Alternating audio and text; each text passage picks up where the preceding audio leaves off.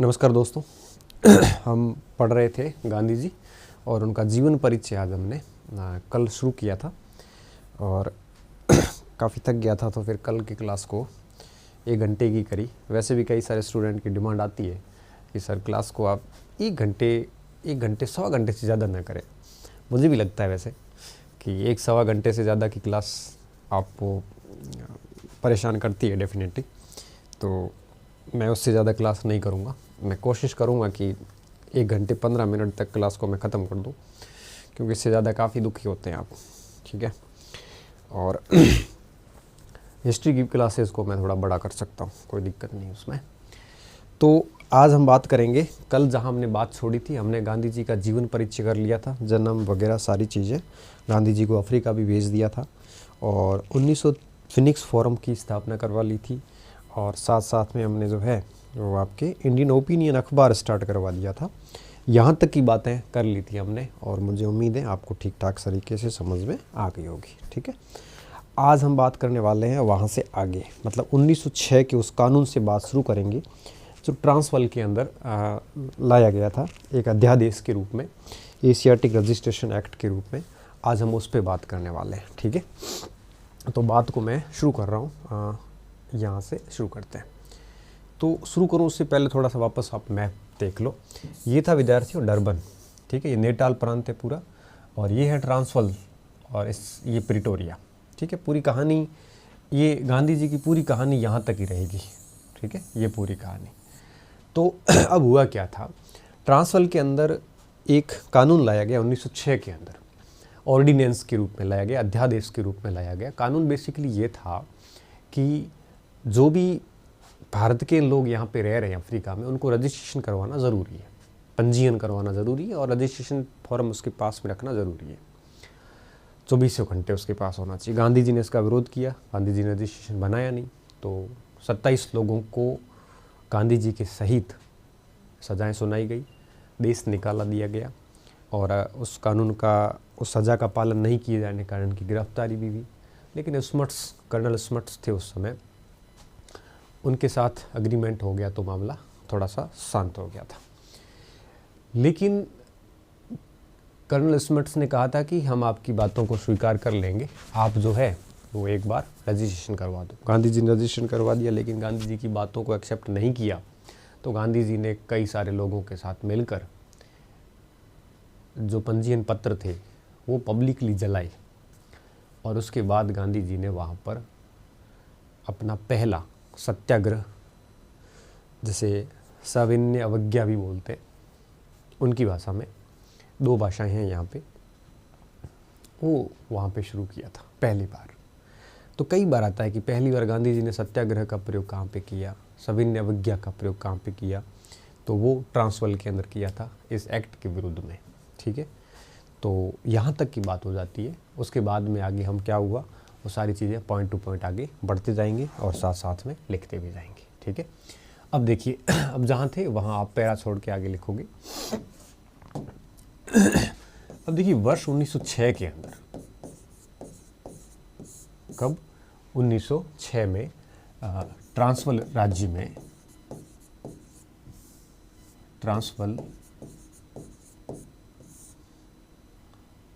Transvaal में एक कानून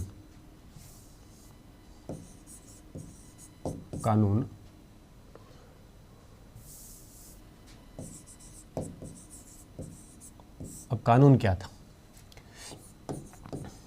एशियाटिक रजिस्ट्रेशन एक्ट कानून लाया गया, बनाया गया।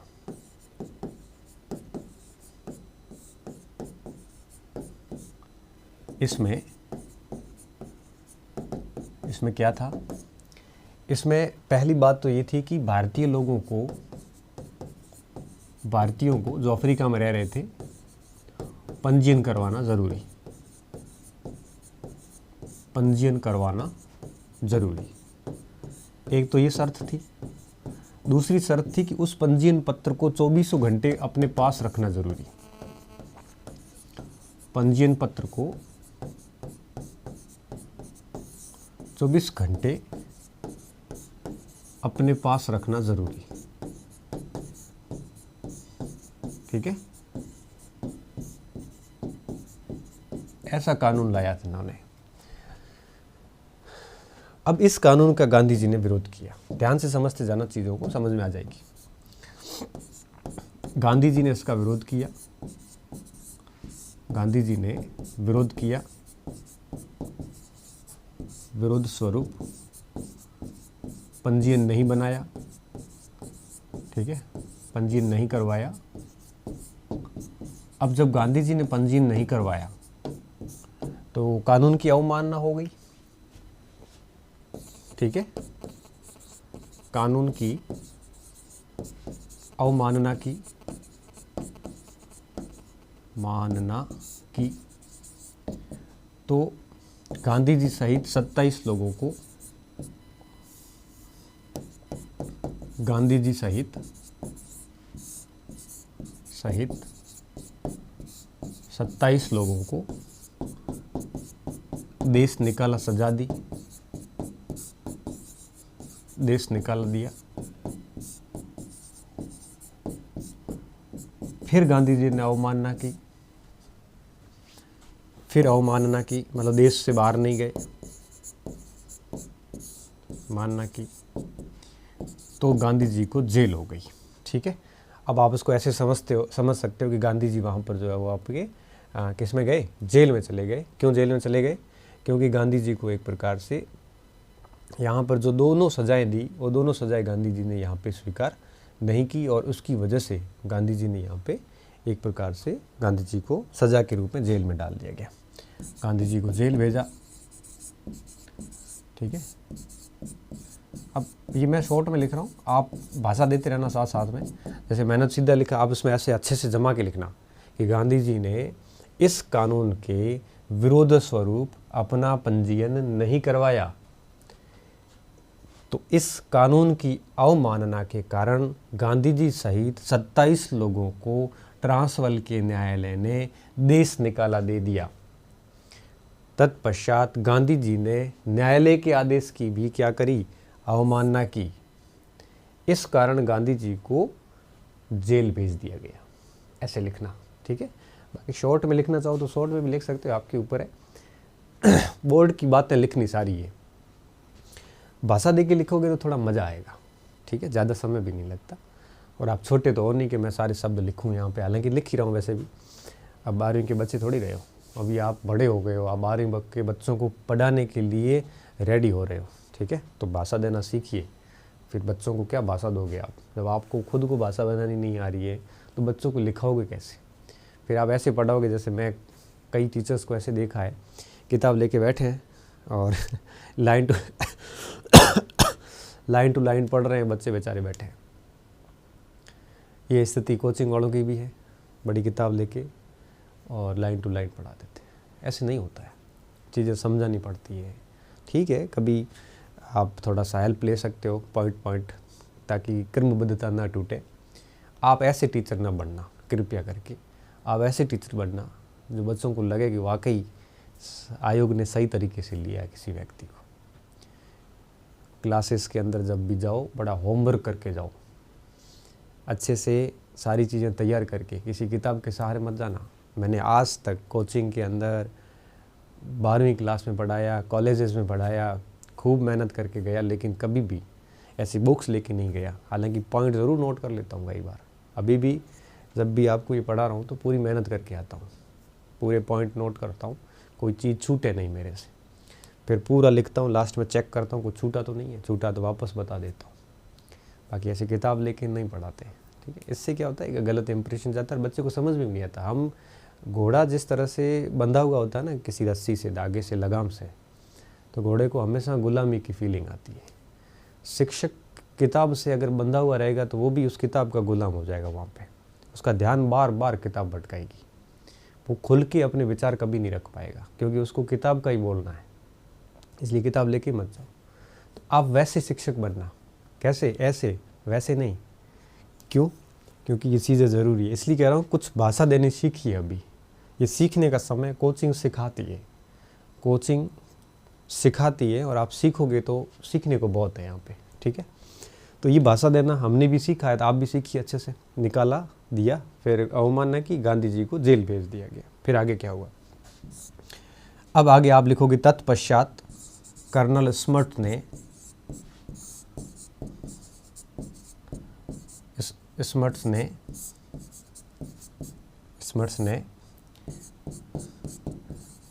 गांधी जी को कुछ शर्तों पर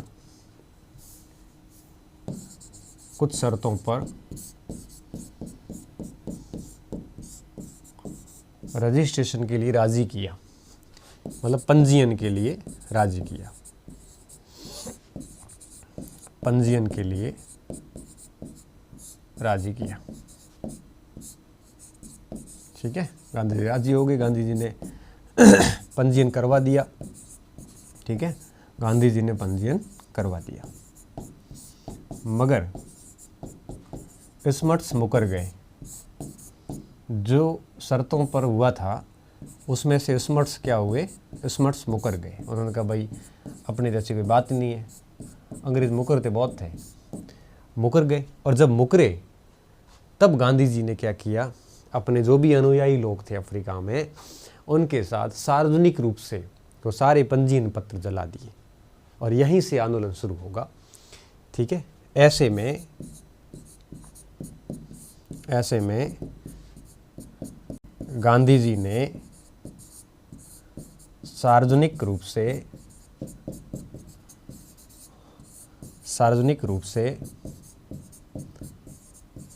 पंजीयन पत्र जलाए। सार्वजनिक रूप से का मतलब होता है खुलेआम जलाना और कानून का अवमानना करनी। ठीक है, पंजीयन पत्र जलाए और यहीं से विद्यार्थियों गांधी जी का आंदोलन शुरू होगा। कई बार ऐसे सवाल बनते हैं कि गांधी जी ने अपना पहला आंदोलन कौन सा किया? तो पहला नेटाल कांग्रेस के अंदर हुआ मताधिकार वाला। दूसरा कौन सा किया? तो दूसरा किया पंजीयन एक्ट के खिलाफ। फिर आगे तीसरा चौथा भी मैं बताऊंगा। ठीक है, तो ऐसे आप सीखते जाओ और मैं आगे से आगे एकदम सिस्टम से चलता आऊँगा ताकि किसी भी प्रकार की दिक्कत ना हो गई। हम विद्यार्थियों 1906 पर पहुँच गए हैं। हमने बात शुरू की थी 1892 से, 1906 पे आ गए, हमें आना है 1916 पे। तो पंजीयन पत्र जलाए और यहाँ पर अब मैं आगे ले रहा हूँ अगली पीपीटी। अब पंजीयन पत्र जला दिए। जलाने के बाद गांधी जी ने यहाँ पर क्या किया? गांधी जी ने अफ्रीका में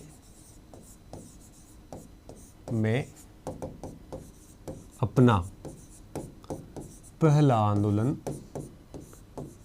शुरू किया, आंदोलन आरंभ किया। ठीक है, ध्यान से समझते जाना। ये गांधी जी का अफ्रीका में पहला आंदोलन था। कहाँ पे किया? तो आप कहोगे ट्रांसवाल में। ठीक है, दूसरी बात, इस आंदोलन का नाम था सत्याग्रह। सत्याग्रह का क्या मतलब होता है? सत्य के लिए आग्रह करना। वैसे गांधी जी ने इंडियन ओपिनियन में एक विज्ञप्ति दी थी कि मुझे अब पैसिव रेसिस्टेंस नहीं चाहिए। जो निष्क्रिय प्रतिरोध किया जा रहा था अरविंद घोष के द्वारा, उदारवादी नेताओं के द्वारा, गांधी जी पहले वही अपना रहे थे। याचिकाएं वगैरह भेजना करना, प्रार्थनाएं पत्र भेजना, स्पीच देना, अंग्रेज़ों से आग्रह करना कि भाई हमारी बात मान लो, इस टाइप से। लेकिन गांधी जी को वो साधन ठीक नहीं लग रहे थे अपनी मांग को अंग्रेज़ों तक पहुंचाने के। तो गांधी जी ने क्या किया? गांधी जी ने अखबार में अपने इंडियन ओपिनियन में एक प्रतियोगिता आयोजित करवाई कि मुझे आंदोलन शुरू करना है, मुझे पैसिव रेसिस्टेंस जो किया जा रहा है, मतलब निष्क्रिय प्रतिरोध, इसके स्थान पे कुछ नया नाम चाहिए। ठीक है, तब मगनलाल गांधी ने नाम दिया, सुझाया नाम। मगनलाल गांधी ने नाम ये सुझाया कि आप सदआग्रह नाम दे दो, सदआग्रह। तब गांधी जी ने सद की जगह यह करके और सत्याग्रह कर दिया था। ठीक है, और गांधी जी ने ये जो सत्याग्रह किया, यह किया आपके सविनय अवज्ञा के रूप में।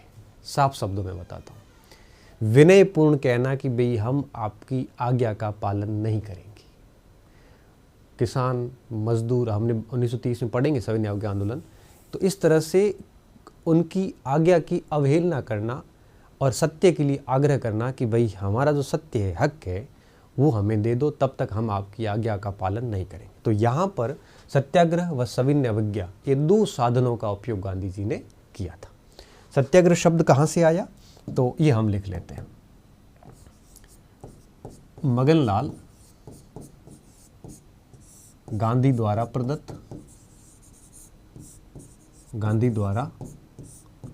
प्रदत्त था, ठीक है।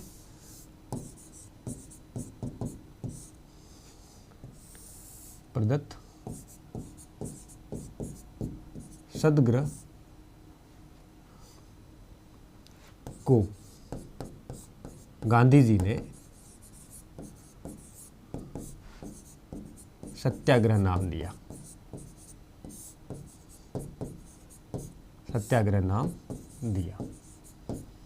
तो यह सत्याग्रह, इस प्रकार सत्याग्रह पहली बार यूज किया गया था। इस प्रकार प्रथम बार सत्याग्रह का प्रयोग यहीं हुआ।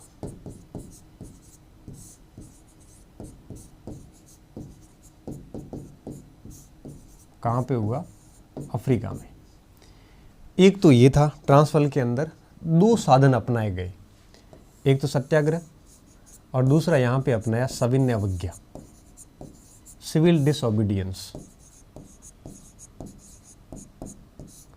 सिविल डिसओबीडियंस जो शब्द था विद्यार्थियों, ये गांधी जी ने लिया था थोरो से। थोरो जर्मन विचारक थे और उन्होंने एक लेख लिखा था, ऐसे ऑन सिविल डिसओबीडियंस।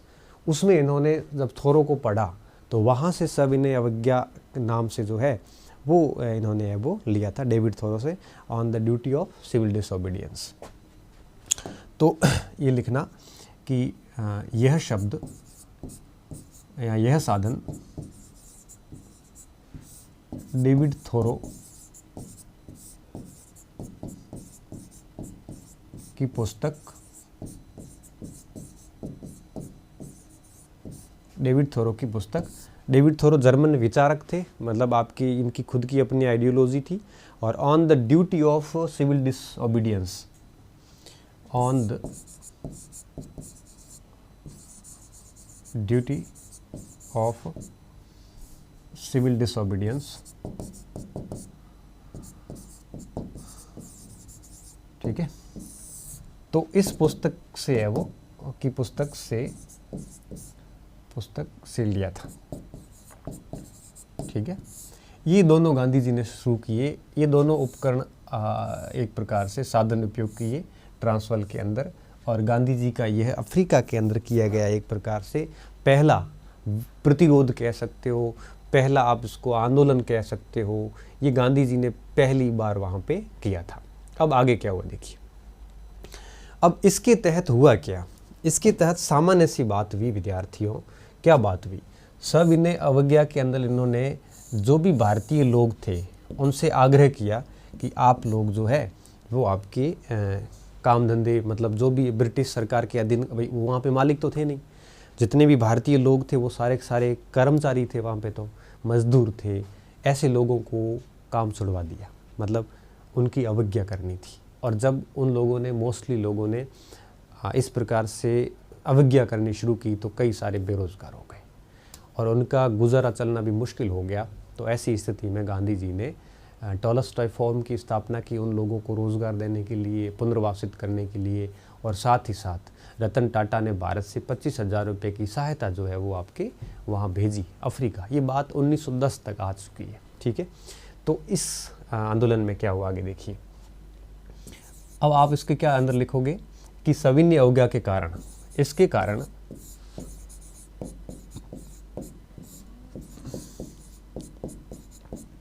हजारों भारतीय जो अफ्रीका में थे, भारतीय हजारों भारतीय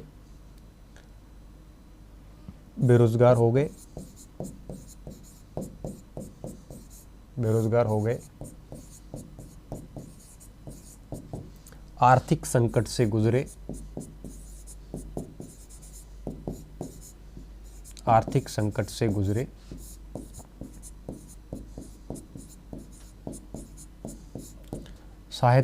इनकी सहायता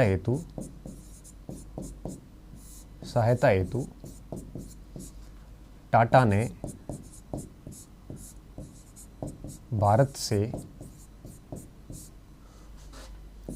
25,000 रुपये भेजे। उस समय विद्यार्थियों 25,000 भी बड़ी राशि थी, रुपये भेजे, ठीक है। तथा गांधी जी ने इनके पुनर्वास हेतु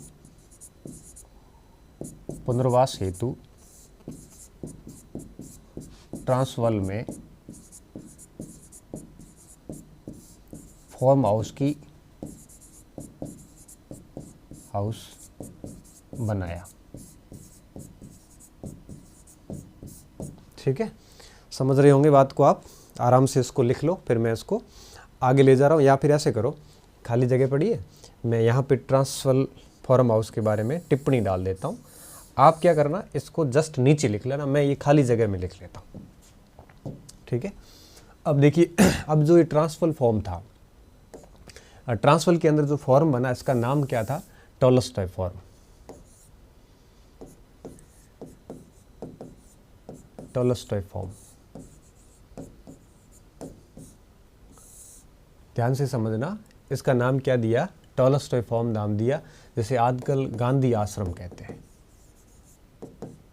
गांधी आश्रम, ठीक है, क्या कहते हैं? गांधी आश्रम कहते हैं।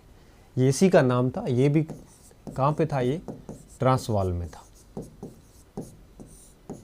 पहली बात, किसकी सहायता से स्थापित किया था? तो जर्मन मित्र हर्मन कलाबेक की सहायता से। जर्मन मित्र हर्मन कलाबेक की सहायता से,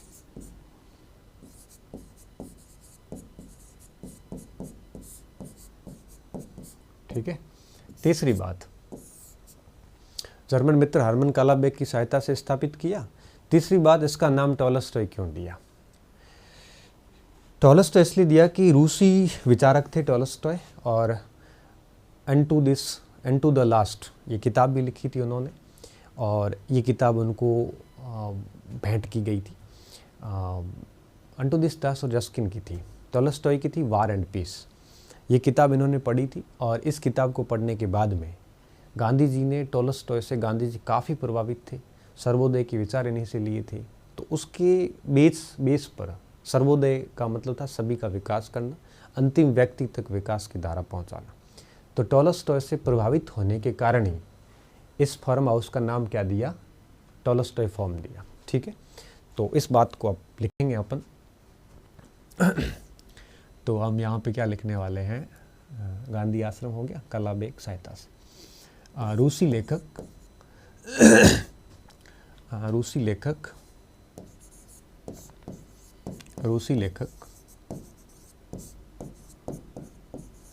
टॉलस्टॉय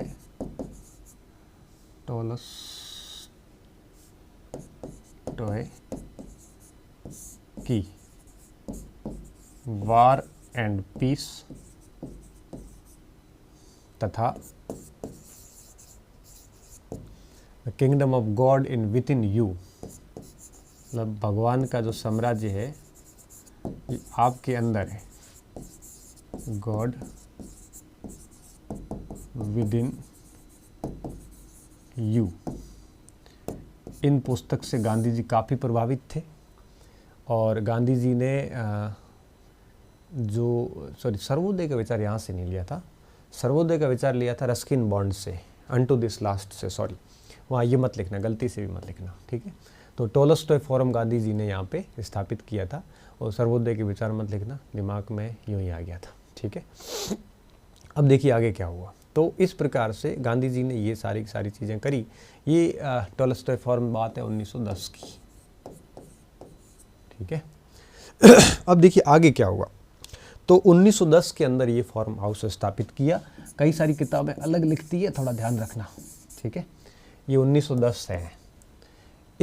ये घटनाएं चल रही थी। गांधी जी ने पहला आंदोलन प्रारंभ किया, ट्रांसवाल में किया। ये पूरा आंदोलन ट्रांसवाल में होगा। कई बार ऐसे ही आ जाता है कि ट्रांसवाल के अंदर कौन सा फॉर्म हाउस स्थापित किया था, यहाँ आता है कि गांधी जी ने टॉलस्टॉय फॉर्म कहाँ स्थापित किया था, कब स्थापित किया था, किसकी सहायता से किया था, वगैरह वगैरह। तो इसमें आपको ये ध्यान रखना है कौन से साधन उपयोग किए गए, इसका परिणाम ये निकला, इससे बचने के लिए ये सारे कार्य किए। अब यहाँ एक चीज़ और भी थी, ये थोड़ा जल्दी आ गए अपन यहाँ पे क्योंकि कंटिन्यू चल ही रहे थे। इस दरमियान गांधी जी एक बार जो है वो लंदन भी गए 1909 के अंदर। वहाँ लंदन गए थे इसी बात को रखने के लिए, ठीक है। जब वहाँ पे लंदन पहुँचे तो वहाँ शिक्षित भारतीयों से गांधी जी ने मुलाकात की। प्राणजीवन मेहता जो थे वहाँ पे उन भारतीयों के नेतृत्व करने वाले थे, उनसे बातें करी गांधी जी ने। उन्होंने ढेर सारे सवाल गांधी जी को पूछे। और जब वापस गांधी जी लंदन से अफ्रीका आ रहे थे तो उन्होंने जहाज़ में उन प्रश्नों के जवाब के रूप में हिंद स्वराज पुस्तिका लिखी गुजराती भाषा में। 1909 की मैं बात कर रहा हूँ विद्यार्थियों। तो गांधी जी ने हिंद स्वराज लिखा था लंदन टू अफ्रीका आते वक्त प्राणजीवन मेहता के प्रश्नों की एक प्रकार से जवाब के रूप में। ये पुस्तक अलग तरीके से लिखी गई है। इसमें एक वाचक है, मतलब एक प्रश्न करता है और एक उत्तर देने वाला है। गांधी जी प्रश्न कर रहे हैं, गांधी जी उत्तर दे रहे हैं।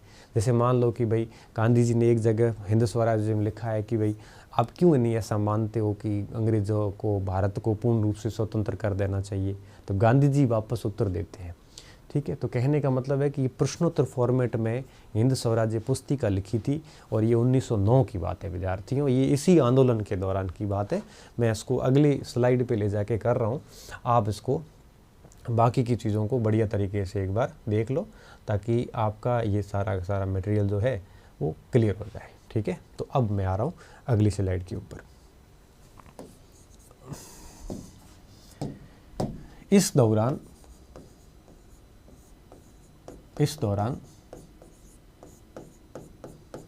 गांधी जी 1909 में जुलाई की बात है लंदन गए। मुद्दा क्या था? मुद्दा वही था, मैंने बताया आपको, मांग उठाने के लिए गए थे, ठीक है। लंदन गए और लंदन में क्या किया? शिक्षित भारतीयों से मुलाकात की। क्या किया है? शिक्षित भारतीयों से मुलाकात की, इनके ढेर सारे सवालों के जवाब दिए। मुलाकात की, पुनः लंदन से अफ्रीका लौटते वक्त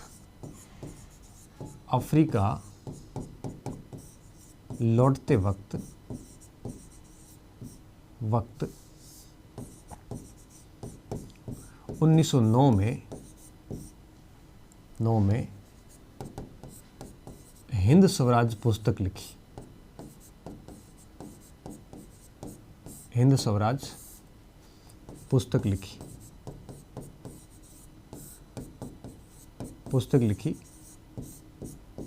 कौन सी भाषा में?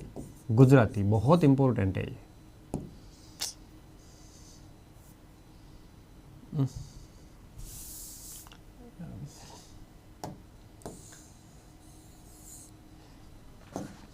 पुस्तक लिखी, इसे गुजराती भाषा में लिखा गया।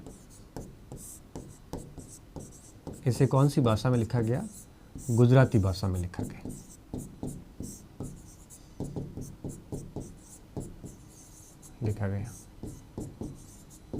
बाद में स्वयं ने ही इसका अनुवाद किया,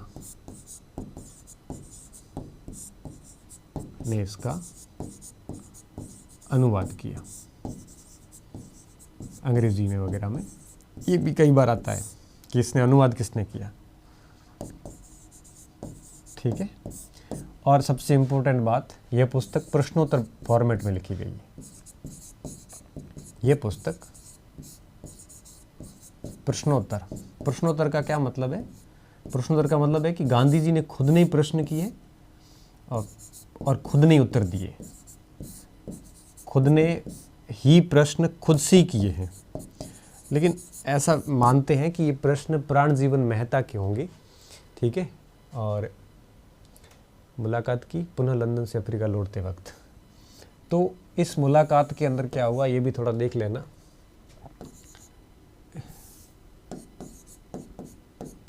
शिक्षित भारतीयों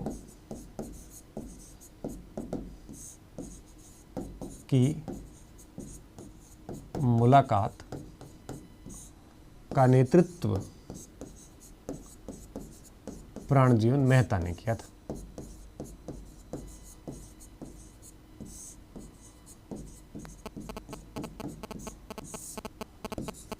ठीक है, तो ये लंदन की गांधी जी की यात्रा हो गई। तो यहाँ पे क्या हुआ, गांधी जी ने वापस लौटते वक्त क्या लिखा क्या नहीं लिखा, ये सारी बातें हो गई। अब विद्यार्थियों ये सारी चीज़ें कंटिन्यू चल रही थी और ये 1910 तक की बातें हो गई, टॉलस्टॉय फॉर्म तक बात आ गई।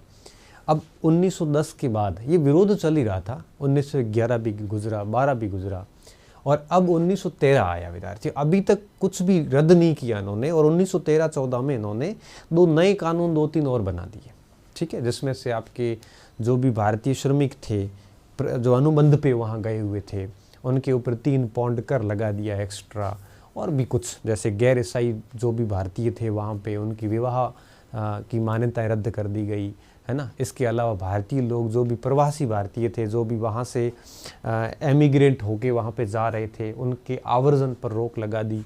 ऐसे कई सारे कानून जो है वो इन्होंने वहाँ पे वापस बना दिए। 1913 की बात है, 1913 के आसपास की बात है, ठीक है। और इस समय हुआ क्या, अब ये बात भी ट्रांसवाल की है। तो अब आगे देखो क्या हुआ, ठीक है। वापस एक बार आप मैप देख लो, मैप हमारे लिए बहुत ज़्यादा ज़रूरी है इस समय, ठीक है। तो आप देखोगे यहाँ पे तो ये डरबन है और ये है ट्रांसवाल, ठीक है। ऊपर आपके ये बचोनालैंड आ जाता है, जर्मन वेस्ट अफ्रीका आ जाता है, नीचे केप कॉलोनी, ये केप टाउन वगैरह, ये सारी चीज़ें आ जाती है। अब यहाँ पे गांधी जी ट्रांसवाल मार्च करने वाले हैं। अब 1913-14 में क्या हुआ, अब आगे अपन वापस इस पॉइंट पे आ रहे हैं। ये सब चल रहा था, ठीक है, ये विरोध चल ही रहा था। नीचे अपन लिखेंगे इस कानून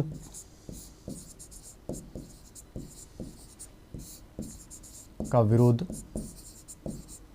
चल रहा था,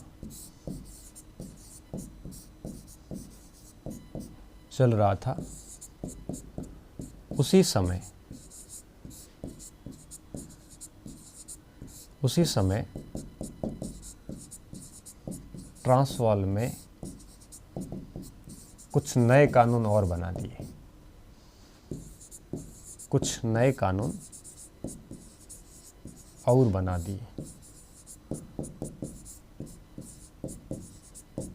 ठीक है, जो कि इस प्रकार थे। मैं अगली स्लाइड पे जा रहा हूं।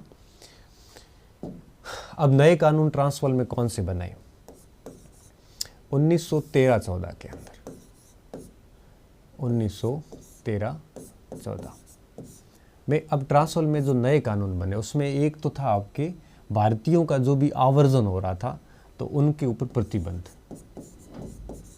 भारतीयों के आवर्जन पर प्रतिबंध। मतलब ये हुआ कि जो भी लोग भारत से आ रहे हैं वो लोग यहाँ पे आके स्थायी रूप से नहीं रह सकते, उनका यहाँ पे रहना प्रतिबंधित कर दिया। बस केवल कॉन्ट्रैक्ट बेस पे आप आ सकते हो, मजदूरी करके वापस जाओगे। दूसरा इन्होंने क्या कानून बनाया, दूसरा कानून ये बनाया कि जो गैर ईसाई भारतीय थे, ऐसे भारतीय जो ईसाई नहीं थे, गैर ईसाई भारतीयों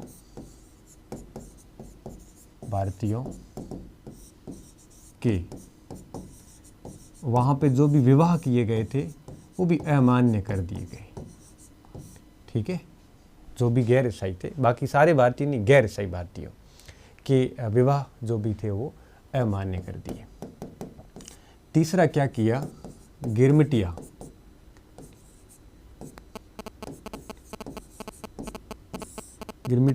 श्रमिकों या मजदूरों पर 3 पाउंड कर लगा दिया। अब आपके दिमाग में आ रहा होगा कि गिरमिटिया क्या है, तो मैं बता देता हूँ कि गिरमिटिया क्या है। देखिए क्या हुआ था कि भारत के अंदर कई सारे ऐसे मजदूर थे, ऐसे श्रमिक थे जिनको कॉन्ट्रैक्ट बेस पे, कॉन्ट्रैक्ट बेस का मतलब होता अनुबंधित करके वहाँ ले गए थे अफ्रीका काम करवाने के लिए। तो उसके बाद में उनके अनुबंध खत्म हो गए। उनके अनुबंध को ही गिरमिटिया बोलते हैं। गिरमिट अनुबंध था, अनुबंध को, कॉन्ट्रैक्ट को गिरमिट बोलते थे, परमिट की तरह। तो वो गिरमिट था और उसके ऊपर जो भी श्रमिक वहाँ गए थे उन्हें गिरमिटिया कहा गया। ठीक है, तो भारत के वे मजदूर जो अफ्रीका अनुबंध के ऊपर गए थे उन्हें गिरमिटिया कहा गया। ठीक है, इनके ऊपर इन्होंने टैक्स लगा दिया। उनके अनुबंध पूरे हो गए थे और वो वहाँ पे बैठे थे, क्योंकि अब वो कहाँ सब कुछ छोड़ के तो कैसे आ सकते, वो वहाँ सेटल हो गए थे।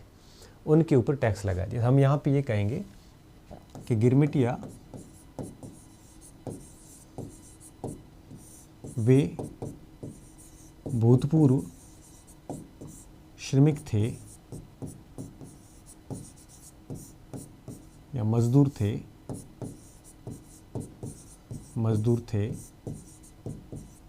जिन्हें अनुबंध पर अफ्रीका ले जाया गया था। ठीक है, और इनका जो अनुबंध होता था उसे गिरमिट बोलते थे। इनके अनुबंध को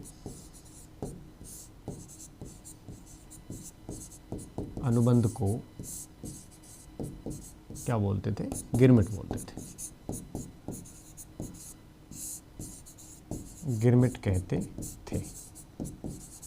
अब इनके ऊपर इन्होंने क्या किया, 3 पाउंड टैक्स डाल दिया। ठीक है, ये ऑलरेडी बहुत गरीब लोग थे और उसके ऊपर इन्होंने ये काम और कर लिया। ठीक है, अब आगे क्या हुआ?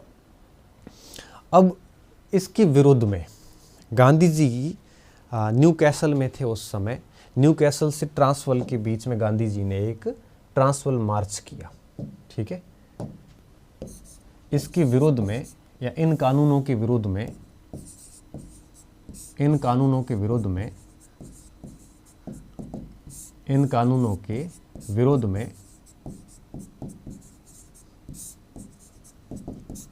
गांधी जी ने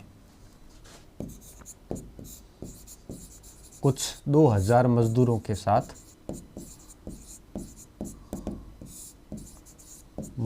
साथ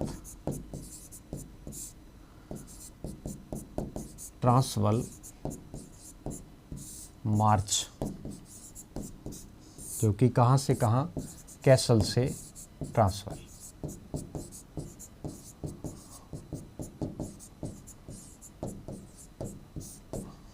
ट्रांसवाल मार्च किया।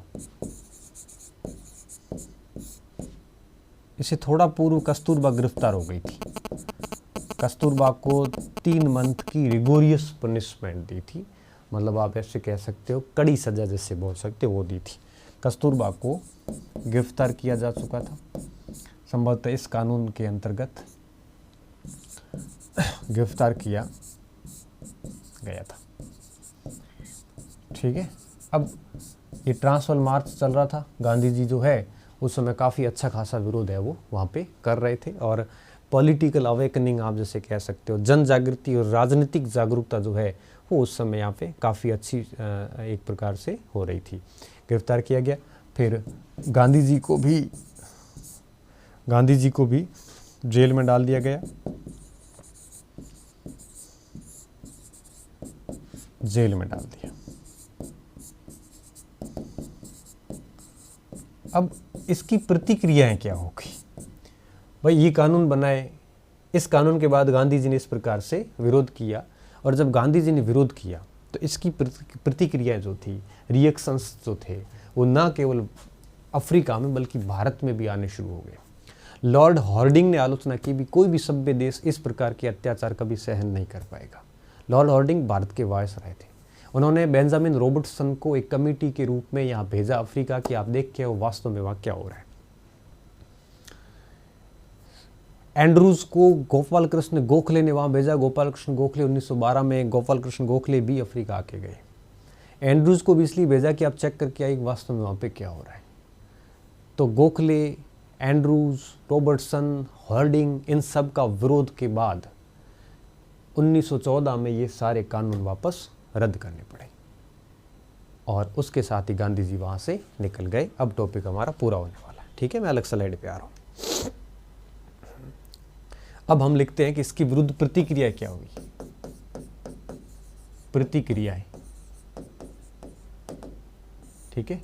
कानूनों के विरुद्ध में क्या क्या प्रतिक्रियाएं निकली, ठीक है। सबसे पहली बात,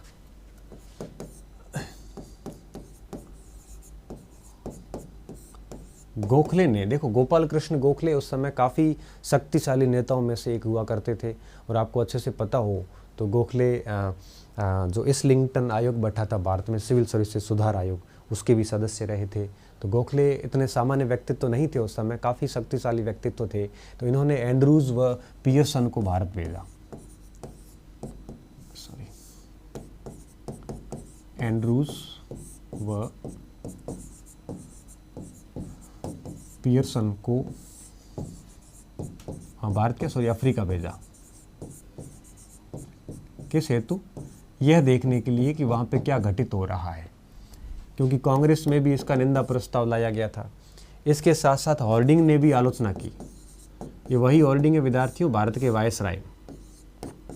हार्डिंग ने आलोचना करते हुए कहा था,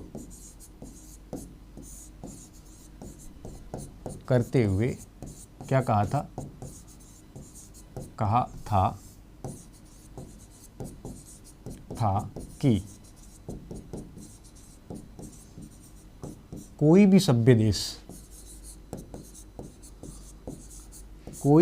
देश ऐसे अत्याचार सहन नहीं करेगा। अत्याचार सहन नहीं करेगा। मतलब आप समझ सकते हो कि ब्रिटिशर्स के अधिकारी भी एक प्रकार से इस कानूनों का विरोध कर रहे थे। तो डेफिनेटली कानून गलत तो थे ही थे और सहन नहीं करेगा, तथा इसकी जांच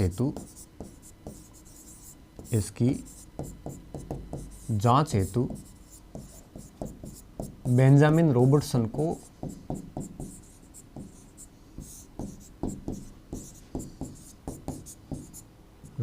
को अफ्रीका भेजा था।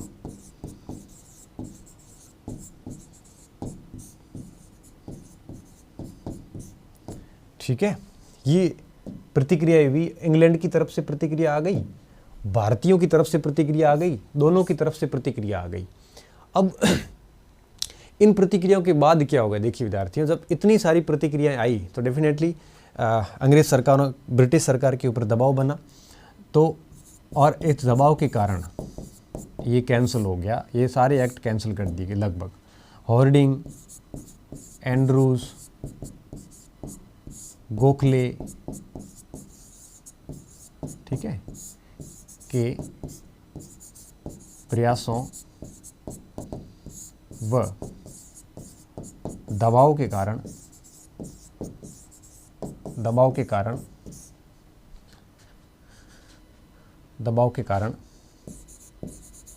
उक्त कानून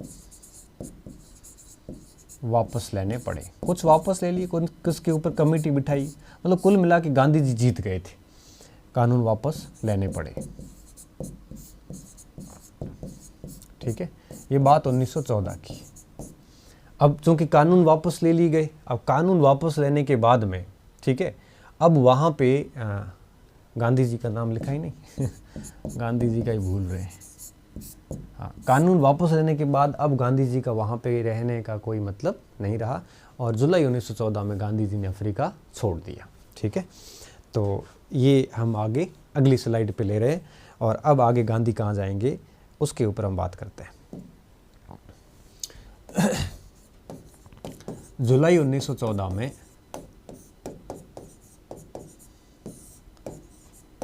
गांधी जी ने अफ्रीका छोड़ दिया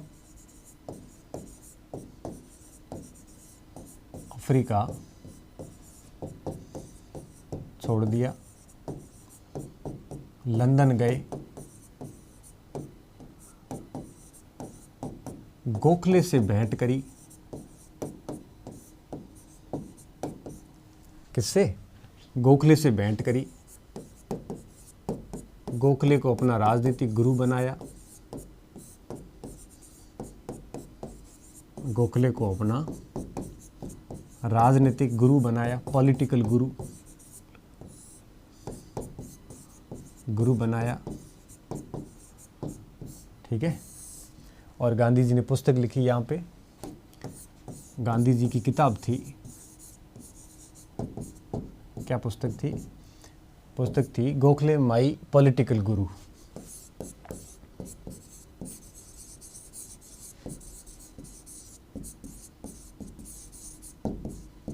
पॉलिटिकल गुरु, ये गांधी जी ने किताब लिखी। और गोखले ने गुरु ज्ञान दिया। गोखले ने कहा कि अब है वो आप 1 साल तक भारत रहो, आराम से भारत चले जाओ, और 1 साल तक बस केवल कान खुले रखना, मुंह बंद रखना, बोलना मत, केवल सुनना, और पूरे भारत का भ्रमण करना, ताकि आपको भारत की असली समस्याओं का पता चलेगा। और असली समस्याओं का पता चलने के बाद आप जनता की मांगों को लेकर जनता का समर्थन लेना, और उसके बाद आप आगे काम करना। ये था गुरु ज्ञान। गुरु ज्ञान बड़ा काम आया। और गांधी जी ने भारत का आंदोलन जो एलाइट वर्ग तक था, एलिट वर्ग तक, उसको गांधी जी ने जन आंदोलन का रूप दे दिया। ठीक है। तो गुरु बनाया। गोखले ने 2 बातें बताई। ने 2 बातें क्या बताई? अब ऐसे लिखना नहीं है कि 2 बातें बताई, हालांकि लिख भी सकते हो। पहला ये कहा कि आपको आगामी 1 वर्ष तक केवल सुनना है। क्या करना है? केवल सुनना है। मतलब कान खुले होने चाहिए आपके, मुंह बंद होना चाहिए, बस। ठीक है। कान खुले, मुंह बंद। आंखें बंद नहीं करनी भाई, क्योंकि आंखें समस्याओं को देखना बहुत ज़रूरी है। एक तो ये। दूसरा कहा कि भारत भ्रमण करना है, भ्रमण करना, ताकि भारत की समस्याओं का पता चल सके। समस्याओं का पता चलेगा और आंदोलन को जन आंदोलन बनाया जा सकता है। ठीक है। तो कहने का मतलब ये था कि इस प्रकार ये मुलाकातें करके गांधी जी वापस भारत रवाना हुए, अफ्रीका से नहीं, लंदन से। और 9 जनवरी 1915 को गांधी जी वापस पहुंचते हैं भारत।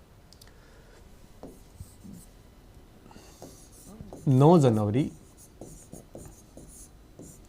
1915, इसे हम कहते हैं प्रवासी भारतीय दिवस के रूप में मनाया जाता है। गांधी जी जिस दिन भारत लौटे थे, उस दिन को हम क्या कहते हैं? उस दिन को हम मनाते हैं प्रवासी भारत दिवस के रूप में मनाते हैं। ठीक है। तो 9 जनवरी 1915 को गांधी जी भारत लौटे। गांधी जी भारत लौटे।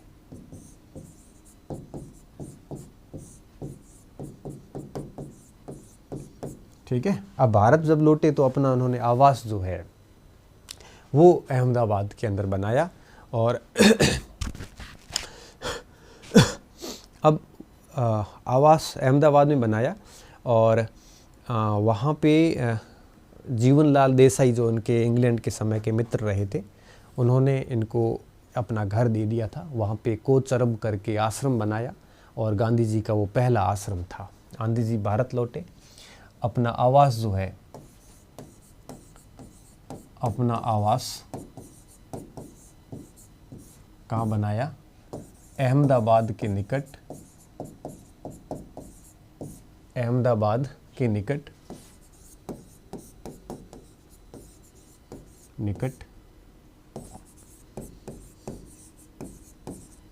कोचरब आश्रम को बनाया। ठीक है, बनाया। ये बेसिकली जीवनलाल देसाई का घर था। ठीक है, ये वकील ही थे ब्रिटेन के दन के साथ।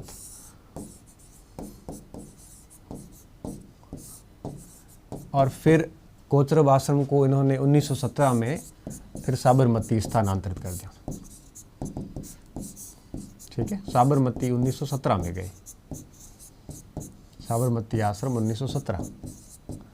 1917 से पहले गांधी जी का कार्यालय कहाँ था? कोचरब आश्रम में, ये भी ध्यान रखना। अब गांधी जी ने भारत के अंदर जब एंट्री करी तो सबसे पहले उन्होंने हरिद्वार के अंदर कुंभ के दर्शन किए। कुंभ उस समय मेला चल रहा था, 12 वर्ष के बाद होने वाला मेला। तो कुंभ के दर्शन करने के पीछे गांधी जी ने स्पष्ट कहा था, मेरी कोई धार्मिक भावनाएं नहीं है यहाँ आना, मुझे यहाँ सिर्फ और सिर्फ इसलिए आना है कि मुझे यहाँ के सिस्टम देखने हैं, मुझे यहाँ के लोगों से बात करनी है, मुझे जानना है यहाँ के बारे में, इसलिए मैं यहाँ पे आया हूँ।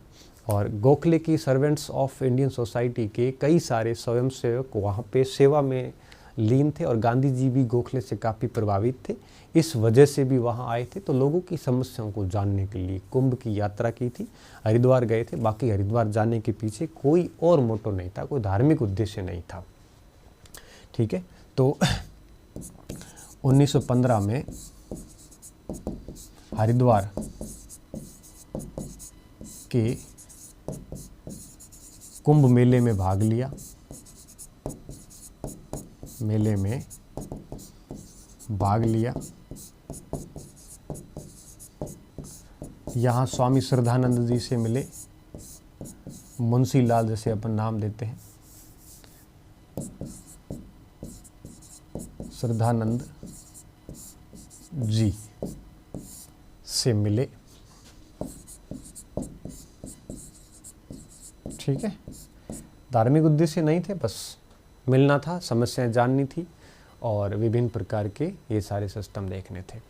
ये गांधी जी ने 1915 में यही किया। और अब बनारस हिंदू यूनिवर्सिटी का आपके उद्घाटन समारोह था 4 फरवरी 1916 को।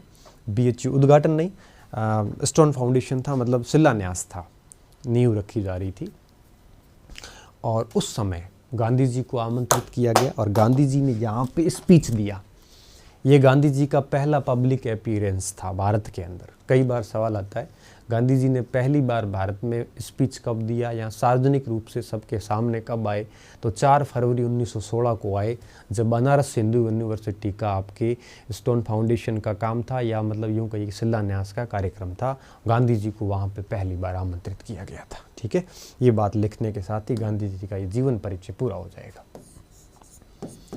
4 फरवरी 1916 को बनारस हिंदू विश्वविद्यालय, बनारस हिंदू विश्वविद्यालय के शिलान्यास कार्यक्रम में आमंत्रित किए गए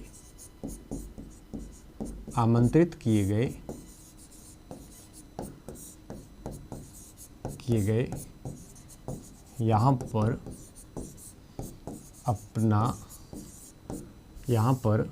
भारत में अपना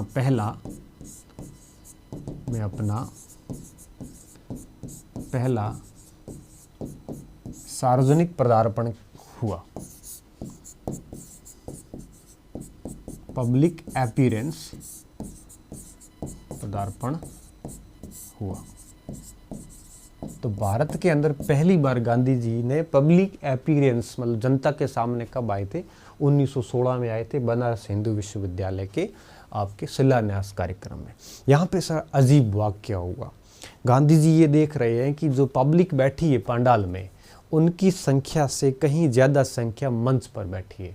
तब गांधी जी ने कहा कि इस तरह से हम कभी भी यहाँ पे अंग्रेज़ों से नहीं लड़ सकते, क्योंकि अंग्रेज़ों से लड़ने के लिए जनता का साथ बहुत ज़रूरी है। पांडाल के अंदर लोग जब ज़्यादा होंगे तभी बात कुछ सक्सेस होगी। और यहाँ पर गांधी जी ने निर्णय लिया कि अब गांधी जी ने 1916 में इस कार्यक्रम के बाद 1 साल के लिए भारत भ्रमण किया। 1 साल के लिए क्या किया? भारत भ्रमण किया। क्या किया? भारत भ्रमण किया। लोगों की समस्याओं को जाना, लोगों की समस्याओं को जाना।